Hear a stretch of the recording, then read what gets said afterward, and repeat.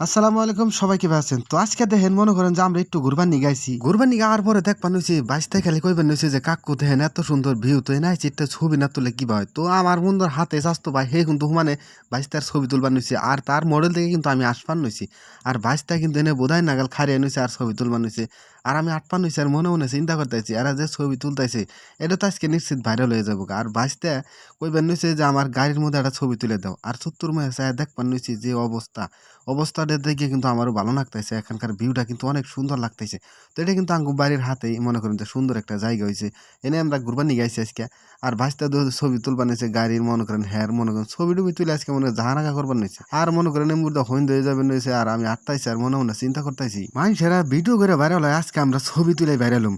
তো ভাইস্তারে কইতেছি ভাইস্তা তুমি ভালো করে ছবি তুলো তোমার শাশুড়ি দেখে জানি হেরম কাচ্চা পারে।